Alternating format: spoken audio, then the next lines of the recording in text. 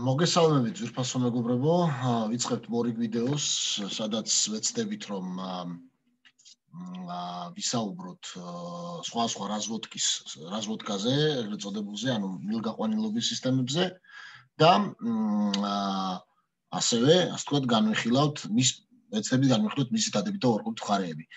ამ ვიდეოში ყველა რაზვოდკის სახეობას შევეხებით. არ იქნება რამე, რასაც არ შევეხებით, ამავე დროს განახებთ 200 კვადრატულიანი, ორსართულიანი ბინის ზუსტ პროექტს, რომელიც გამოგადგებათ ყველა 200 კვადრატულიან ბინაზე და გამოიყენეთ, არ არის პრობლემა. მაშას დავიწყეთ. თქვენ წინაშე თქვენ ხედავთ, ასე ვთქვათ, ახლო ხედს პროექტისას, რომელიც აწყობილია ისეთი რაზვოდკით, რომელსაც ქვია პაუჩოკ. რუსული, ანუ ასე ვთქვათ, ობობა გამოიყენება ძირითადად, ასე ვთქვათ, პრეს შეერთების მეტალოპლასტიკის მილებისთვის. ამ შემთხვევაში აგერ ადამიანს აქვს აწყობილი პანელურ რადიატორებზე და ქვედა შეერთებით. ყველაფერს ამას დაწვრილებით მოგახსენებთ რამოდენიმე წამში. მანამდე სანამ ამაზე ვისაუბრებ, დავიწყეთ აგერ პირველი, ეს იყო, მოდით ასე ვთქვათ, უკან დავაბრუნოთ, ეს იყო ეგრეთ წოდებული ადნა ტრუბკა, ანუ ნახეთ, ერთმილოვანი სისტემა, რა არის ერთმილოვანი სისტემა? ქვავიდან მოდის 1 მილი, ნაწილი თრომატარებლის იმუშავებს რადიატორში, ნაწილი გაივლის აგერ გვერდზე და აქ უერთდება, იგივე ხდება მეორე, მესამე, მეოთხე, მეხუთე, მეექვსე, მეშვიდე და ასე შედის ისევ ქვაბში. მინუსი რა არის? მინუსი არის, რომ ცივდება, ანუ თრომატარებელი ნელ-ნელა ცივდება და ბოლოს ისე ცივდება, რომ რა ვიცი, მეტი არ შეიძლება.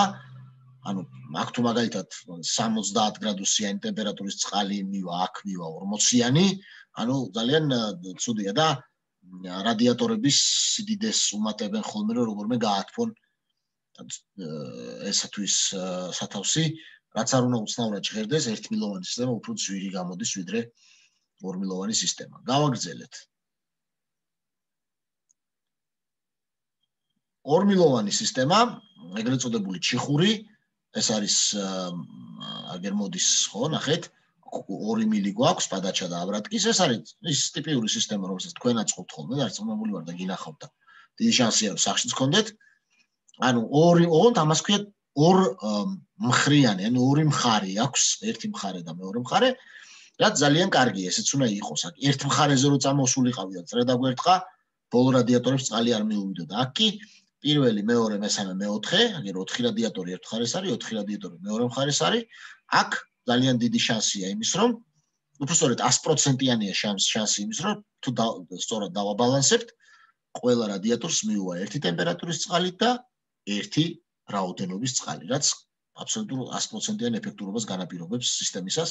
ანუ ძალიან კაი სისტემაა ჩიხური, გააკეთეთ ხოლმე. ოღონდ ორ ნაწილად გაყავით და ერთ მხარეს 5 რადიატორზე მეტი არ გაუშვათ, იმიტომ რომ მერე ბალანსირებაც აღარ უშევდეს. შემდეგი სისტემა არის უკვე ეგრეთ წოდებული ტიხელმანის, ანუ რას ქვია ტიხელმანის, ნახეთ, პადაჩა, როდესაც მოდის, შევიდა იმუშავა და იმის მაგივრად რომ გამოვიდეს მეორე მილზე დაჯდეს და უკან შევიდეს ქვაბში, არა, იგი აგრძელებს მოძრაობას და დაარტყავს თლიან წრეს, იგივე პადაჩას დაარტყავს თლიან წრეს და უკვე ასე ვთქვათ, აბრატკა მეორე მხრიდან შედის, პადაჩა აქედან მოდის. ანუ პირველი რადიატორი პადაჩისთვის არის ბოლო რადიატორი აბრატკისთვის. და პირიქით, ბოლო რადიატორი პადაჩისთვის არის პირველი აბრატკისთვის. ანუ ეს რას ნიშნავს? ეს ნიშნავს იმას, რომ მანძილები თითოეული რადიატორი, ანუ მილების სიგრძეები ყველა რადიატორისთვის ტოლია. და ეს იძლევა იმ ეფექტს, რომ ბალანსირება ნაკლებად ჭირდება ხოლმე. რადგან წნევები გათანაბრებულია. მაგრამ სამწუხაროდ ფლათესი არ გამოდის, იმიტომ რომ აქ ბევრი ნიუანსია გასათვალისწინებელია და საბოლოო ჯამში ტიხელმანის სისტემა თეორიულად არის საკმაოდ კარგი, მაგრამ პრაქტიკაში ბევრ სიზნელეებს აწყდება. შემდეგ არის ძალიან პოპულარული კოლექტორული სისტემა, ანუ სხივური, სადაც მოიხსენებათ პადაჩა აბრატკა შედის კოლექტორში და მერე კოლექტორიდან წყვილი პადაჩა აბრატკის მილები 16-იანი მეტალოპლასტიკის შედის თითოეულ რადიატორში. ეს არის ძალიან კარგი სისტემა, ძალიან ახლოს იდეალურთან. ერთ-ერთი მინუსი ისა აქვს, რომ თუ კოლექტორები არ მოხვდა რაღაც ცენტრისკენ სათავსის, ისე შეიძლება მოხდეს, რომ ერთ რადიატორთან მისული სხივი იყოს ძალიან მოკლე, მეორესთან ძალიან გრძელი. ამიტომ აქ ბალანსირება აუცილებელია და საბალანსირებადი სარქველები იდეალური შემთხვევაა. ასევე ცოტა მეტი მილი მიდის, სადაც კი არა, ბევრად მეტი მილის რაოდენობა მიდის, რაც შეიძლება, მაგრამ ყველაზე დიდი პლუსი გახლავთ ის, რომ იმაში მოჭიმული ატაკში არ ხდება გადაბმა არანაირი, არის სრული მილი მიდის და ეს არის ძალიან კარგი, როგორც ფიზიკურად, ისე ადამიანისთვის, ისე ფსიქოლოგიურადაც, რომ იცის, რომ არ გაუვა ჭაშკაში წყალი და ასათხრელი არ იქნება, ძალიან კარგად გძინავს ადამიანს. შემდეგი სისტემა, რაც მინდა გაჩვენოთ, ეს არის 4 ყველაზე ძირითადი სისტემა, რაც არსებობს. სიმართლე გითხრათ, მე ჩემი საყვარელი არის აი ეს ჩიხური სისტემა და კოლექტორული, ეს ორი სისტემა არის და ძირითადად ეს ორი სისტემებია ხოლმე. მაგრამ დღეს აი ამ ორის იმას გაჩვენებთ რა, გიბრიდს, რომელიც იდეალური, ძალიან საინტერესოა ერთი სიტყვით. მანამდე გაჩვენებთ კიდე ძველ სისტემას, რომელსაც ეძახდნენ პაუკ, ანუ ობობა, რატომ? ანუ ეს იყო ასეთი ბუნებრივი ცირკულაციის სისტემა, ქვაბიდან მიდიოდა ასეთი სტაიაკით, შემდეგ ლეჟაკით, ესე დაწოლილი მილით ცენტრისკენ, ცენტრიდან უკვე ესე თავის ეს ყველაფერი ხდებოდა ნასოსის გარეშე. აგერ მოდიოდა ჩამოეშვებოდა რადიატორებზე წყლები, მერე მაღალ წერტილში გროვდებოდა და ისე უკან მიდიოდა, ყველაფერი მიდიოდა გრავიტაციული სისტემით. როგორ მუშაობდა? მარტივი პრინციპია. ცხელი წყალი უფრო ნაკლებს იწონის, ვიდრე ცივი წყალი და იგი რადგან ნაკლებს იწონის, მაღლა მიისწრაფვის. სიმკვრივე ნაკლები აქვს, მაღლა ადის, ანუ თავის მაღლა თუ მოდის, ცივი უნდა შემოვიდეს და ასე ნელა, მაგრამ მაინც მუშაობდა ეს სისტემა, როგორც ხედავს, სქელი მილები იყო, უნდა იყოს ძალიან სქელი მილები იმისთვის, რომ ეს სიმკვრივის მოძრაობა, წონითი მოძრაობა, გრავიტაციული, ეგრეთ წოდებული მოძრაობა იყოს ეფექტური. მუშაობს სისტემა, ნორმალურად მუშაობდა, უბრალოდ ცოტა მეტი, ვთქვათ, დანახარჯები ალბათ უფრო მეტი იყო. ორ შემთხვევაში სისტემა დღესაც მუშაა და თუ უწყობს არქიტექტურულად ხელს სახლი, შეგიძლიათ დაკეთდეს. მაღლა ყენდებოდა ესეთი ბაჩოკი. ხო, ახლა გაჩვენებთ როგორი იყო ეს ამბავი.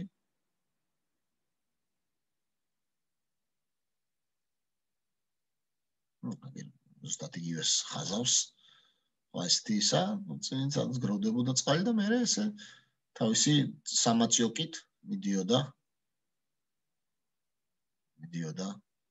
ქვემოთა ბაჩოკში, ქვემოთა იმაში, სადაც იქ გროვდებოდა და ისევ სამაციოკით მიდიოდა ქვაბში.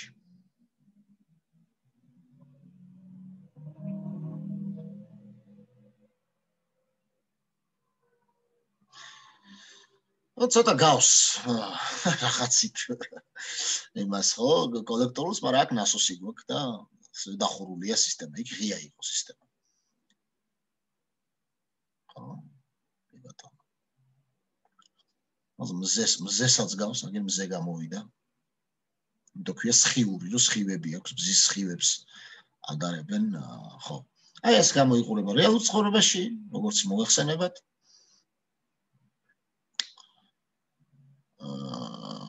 ახლა ნელ-ნელა უკვე გადავალთ რეალურ პროექტზე, ეს არის სქემები, და რეალურ პროექტს გაჩვენებთ, რომელიც რეალური სახლისთვის იქნა გაკეთებული.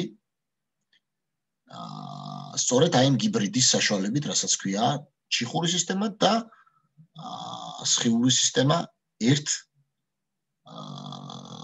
მოცემულებაში.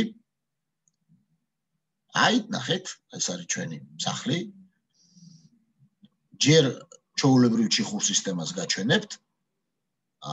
და შემდეგ უკვე გაჩვენებთ, როგორ გადავაკეთეთ ეს ყველაფერი ჩვენ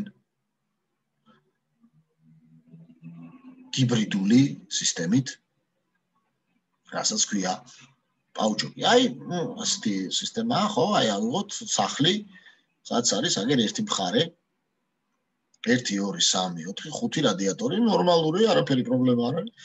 ქვაბიდან წამოვიდა, აქეთაც მეორე მხარესაც გაუშვებ და აქაც 5 და იმუშავებს იდეალურად. ჩვეულებრივი ჩიხური სისტემაა, ხო? აი, დიამეტრებიც აწერია, შვენივრად იმუშავებს. ოღონდ ბალანსირება დაჭირდება. ასევე შეგვიძლია რომ ბევრი რო არ ვიწვალოთ და ბალანსირების პრობლემა არ შევქმნათ, აგერ აქედან შეგვიძლია შევიყვანოთ და ორ ნაწილად აქვე გავყოთ, ნახე? ანუ წრეკი არ დავარტყათ, არამედ ერთი პლეჩო გავაკეთოთ აქით, მეორე იქით. აქ უკვე ბალანსირება თითქმის აღარ დაჭირდება, იმიტომ რომ ძალიან მოკლე ესენი იქნება, ხო? აი იმიდან წნევის შექმნის, აი ხო წნევა იქნება აქ, რო იცოდეთ, ნახე, აქედან იქნება წნევა. წნევა იქნება და კლებულობს წნევა. არა, მე თუ აი აქ შემოვიყვან ძირითად მილებს ქვაბიდან, მაშინ წნევა განაწილდება თანაბრად ორივე მხარეს. ამიტომ ნაკლები დანაკარგი ექნება წნევას და უფრო თანაბრად გადანაწილდება. ნახეთ, რა გულისხმობ?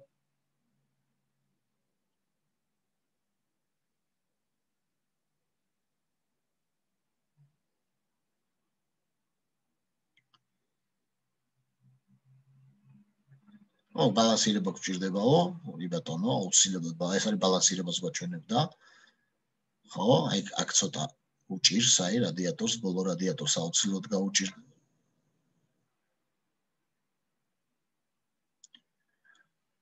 უკეთესი წნევის გადანაწილებისთვის აი ასე შეგვიძლია გავაკეთოთ.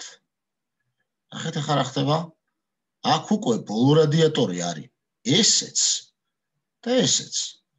აქ ამიტომ რომ აი აქედან იქმნება წნევა მარჯვენა მხარეს და მარცხენა მხარეს. ეხლა ხო მარტო ერთი მხარე წეღან, ხო მარტო ერთი მხარეს იქნებოდა. ეხლა ორ მხარეს განაწილდება. წნევა თანაბარია, შესაბამისად პრობლემა არ ექნება არც ერთ რადიატორს.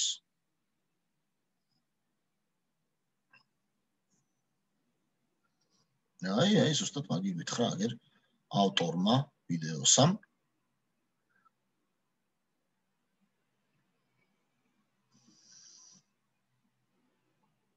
აი ამ პრინციპს დაეყრდნობა ზუსტად პაუჩოკი. ეხლა რა ხდება? გვეუბნება რომ კარებში შეგიძლია გაატარო, ძალიან გითხრა. მაგრამ თხილად იყავით კარებში მილების გატარება შეიძლება საშიში იყოს, იმიტომ რომ ჩარჩო უნდა ჩაისვოს მერე კარებში და ლურსმნის დარტყმის დროს მილები არ გაგიხრიტონ.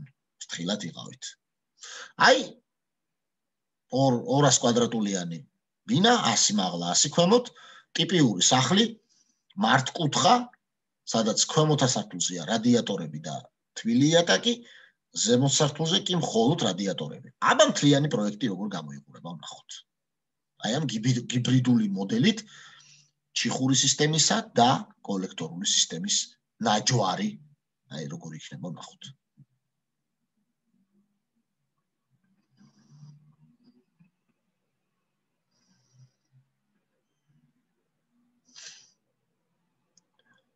აი აგერ ასე ამბავია, აგერ საქვაბე, ეს ყველაფერს ვნახავთ.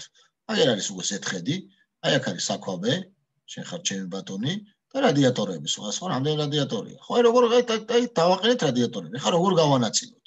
ხო, ისმის შეკითხვა. ერთი ვარიანტია, რომ აგერ ქვაბიდან წამოვიდა, ხო, საქვაბე ხო აქვს? 1 2 3 4 აი მშვენიერი. აყურე ორ ნაწილად გავყავით. ქვაბი აქ არის ჩამოკიდებული, ნახე წარმოიდგინე. წამოვიდა მილები, მარჯვენა მხარეს წამოვედი 4 რადიატორი, მარცხენა მხარეს წამოვედი 4 რადიატორი. რა პრობლემა? იდეალურია. ამას ქვია ჩიხური სისტემა.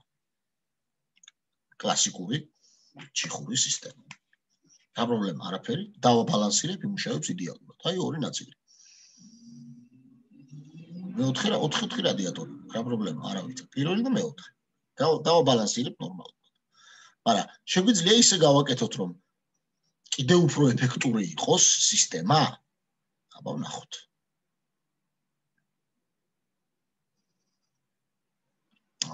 ახლა გვაჩვენებთ გიბრიდს, გაჩვენებთ როგორ შეიძლება და გიბრიდი იყოს გაკეთებული. აი, ესე ჩვენი გიბრიდი. ნახეთ, საკვებიდან წამოვიდა. და აი ყურე საკვებიდან ესე წამოვიდა. აი აქ შეიქმნა, შეიქმნა კოლექტორი. ხელოვნური, არა ქარხნული. ხელოვნური კოლექტორი გავაკეთეთ და ხელოვნურად გავაკეთეთ, ნახე როგორ ერთი კვანძი წამოვიდა. დაჯდა Z2 რადიატორი. ამას ბალანსირებაც არ ჭირდება. აქ საერთოდ ერთი რადიატორი დაჯდა. აქიდან წამოვიდა მილი და დაჯდა ორ რადიატორზე და ამასაც ბალანსირება დიდი მაინც დაჭირდება ბალანსირება, ხალხო, არ დაგავიწყდეთ საბალანსოების სარქველები მუდმივად უნდა დააყენოთ, მაგრამ აი როგორ არის, პირდაპირ შეიძლება ჩართო და იმუშაოს. მე სუფთა სიზუსტისთვის დაგჭირდებათ. აქაც აი წამოვიდა ერთი რადიატორი, აქით წამოვიდა და ანუ წნევები ისეა გადანაწილებული, რომ ბალანსირება დაჭირდება მხოლოდ სათავსის მიმართულებით და არა წყლის რაოდენობით. წყალი ყველასთან მივა ერთი და იგივე.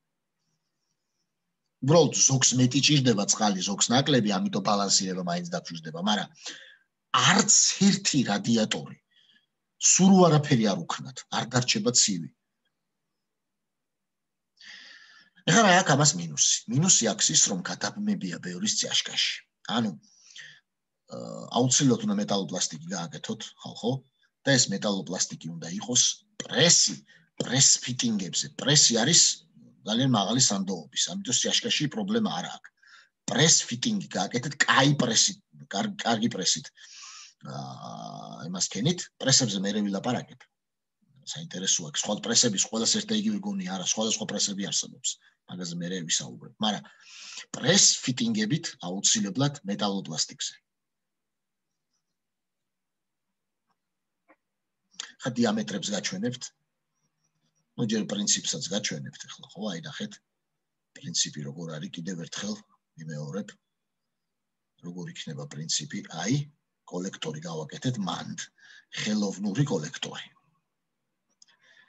და მერე გავუშვით იქიდან სხივები, რამდენ რადიატორზეც გვინდა. რა პრობლემა, ოღონდ ეს სხივები როგორ გავაკეთეთ? იცი, ანუ აქ კოლექტორი, ნაღდი კოლექტორი დაგვეყენები, ნახო, იმას იზავდა, რა ქვია, თითო სხივი წავიდოთ. არა, აქ ჩვენ ძალიან თავისუფლად შეგვიძლია ერთი სხივი გავუშვა და მერე გავყოთ შუაში. რა პრობლემაა? ბევრი რო იგივე შეგიძლია სხვა ჩვენს გააკეთოთ ჩაულებრივ კოლექტორულ სისტემაზეც, არ შეგეშინდეთ მაგის. ორი რადიატორი შეგიძლია დასვა ერთ იმაზე ხაზზე. აქ ხო ორი მხარე გვაქვს. იქ გვაქვს 1 2 3 4 5 თანაბარი, აბსოლუტურად თანაბარი წნევის არეალი და ბალანსირება ჭირდება მხოლოდ დატვირთვის შემთხვევაში, დატვირთვის და არა წყლის რაოდენობის გამო. კი ბატონო, აქაც ფრთხილად იყავით, რომ ჩარჩოების იმის დროს არ გაგიხრიტონ მილები. ხო, აი დიამეტრები ნახეთ, დიამეტრებს დააკვირდით, ახლა მეგობრებო.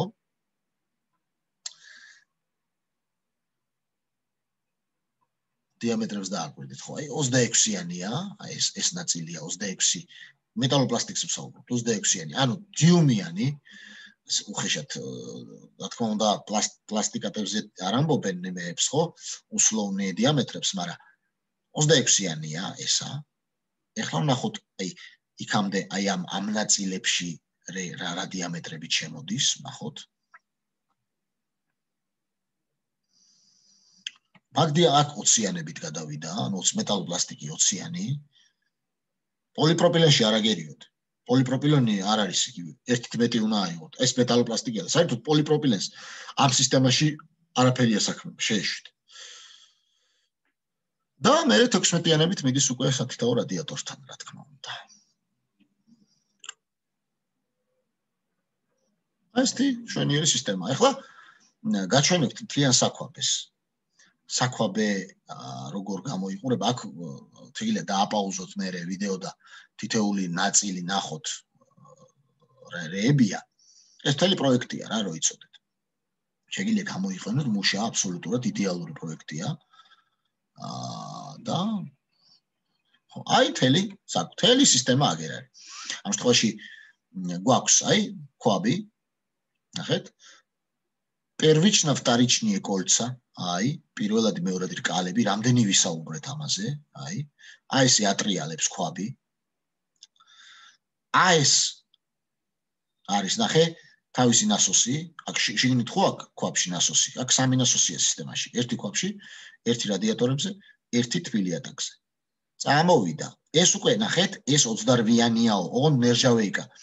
ნერჟავეიკით გააკეთა იმან და თქვენ შეგიძლიათ გააკეთოთ მეტალოპლასტიკის ერთით მაღალი მილი, შეგიძლიათ 26-იანითაც კი გააკეთოთ. ანუ აქაც 26 იყოს და აქაც 26 არა უშავს, მაგრამ ერთით მეტი შეგიძლიათ გააკეთოთ. ამან 28-იანი ნერჟავეიკა გაუშვა, ესე გადაწყვიტა.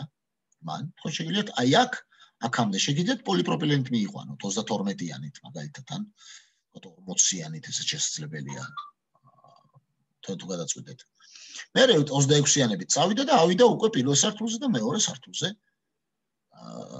და უკვე შევიდა და იქ უკვე ნახეთ, წეგან განახეთ როგორი ის იყო გადანაწილება, ხო? ხო, რაც შეეხება თბილი ატაკს, აქ თბილი ატაკზე არ გვაქვს საუბარი, მაგრამ თბილი ატაკის როგორც აი ამ კლაპანის სარქველის შერჩევა გასწავლეთ წინა ვიდეოში, ასევე ვისაუბრეთ ნასოსის შერჩევაზე და იქ გამოიყენეთ აქ ეს წინა იმიტომ ვისაუბრეთ, აი ამ შემთხვევაში გჭირდებათ ამის დათვლა და ააწყვეთ სისტემა რა, უნდა იცოდეთ უკვე თუ არა და კიდევ უყურეთ ამ ვიდეოს, წინა ვიდეოს.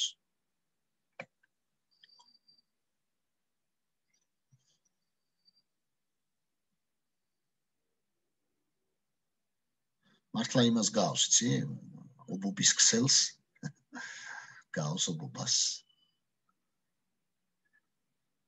ხო, აი ეგ არის ყველა ჩვენი სისტემა, რომელზეც დღეს ვისაუბრეთ. კლასიკა. ჩიხური, კოლექტორული, ძველი სისტემა, ერთმილოვანი, ძველი სისტემა,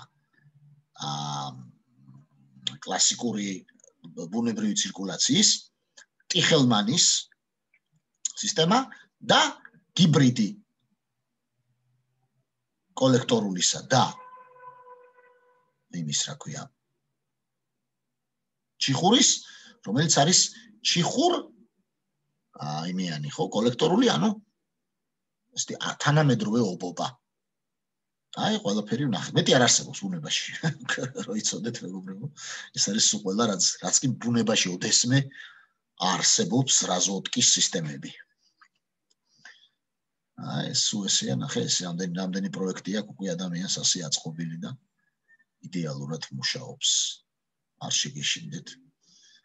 აი, თქვენი 200 კვადრატულიანი, აი, ნახეთ როგორ აი ეს 40-იანი ვილი, თქვათ, შეიძლება იყოს 32-იანიც პოლიპროპილენი.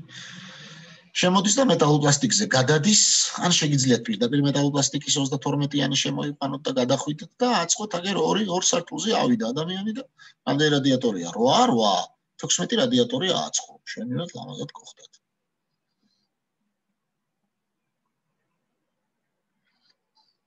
ხო, აქ რა თქმა უნდა, იატაკის გათბობას რო არ შეუშალოს ხელი, უნდა უციკლი წელში მას ქონდა და ზემოდან იქნება ისე, მერე სიაში გადაესხმება, იდეალურად შენივრად აი ესე გამოიყურება. თუ არა გვაქვს ის მაშინ ისე უნდა მოვიფიქროთ როგორ გავატაროთ. გხდათ და ლამაზად. ბალანსირების ვენტილები არ დაგავიწყდეთ, ძვირფასო მეგობრებო, აუცილებლად მაინც საჭიროა. ან თუ მაგალითად ქვემოთა შეერთების იმას შვებით, პანელურ რადიატორებს აყენებთ ქვემოთა შეერთებით, მაშინ კერმისა აქ იდეალური, სამწუხაროდ საქართველოში არ შემოდის და იმედია რომ შემოიტანენ მეგობრები და აგერ პირდაპირ აქვს აქ შეგიძლიათ ბალანსირება კი აღარ იმასაკნათ, პირდაპირ დააყენოთ, აი ამ რადიატორს სჭირდება ვთქვათ მაგალითად 100 ლიტრი საათში 100 ლიტრს მოგცემთ. 100 ლიტრი საათშია დაახლოებით კილოვატ-ნახევრის სიმძლავრე. აგერ შეხარჩემ ბატონი. აგერ უწერია ხო, ავენტროპის ის არის ეს ამ შემთხვევაში, ძალიან მაგარი ფირმის. ხო, აგერ გვიწერია, რამდენ კუბომეტრს იძლევა, რამდენი რეგულარულად ერთიანზე დააყენებ. ამდენს მოგცემს, ორიანზე ამდენს, სამიანზე ამდენს, ოთხიანზე, წინასწარ აყენებ, აქ აწერია. აგერ აქ აწერია პირველი, მეორე, მესამე, მეოთხე და იმდენ წყალს შეუშვებს, რამდენსაც მისცემ. აგერ 6-იანზე თუ დააყენებ, მისცემ ძალიან ბევრ წყალს. ისე რომ თქვენთო განსაზღვრეთ. ორიანზე დააყენეთ ხოლმე. გააჩნია სახლს. მადლობა ძვირფასო მეგობრებო და გემშვიდობებით მომავალ შეხვედრამდე.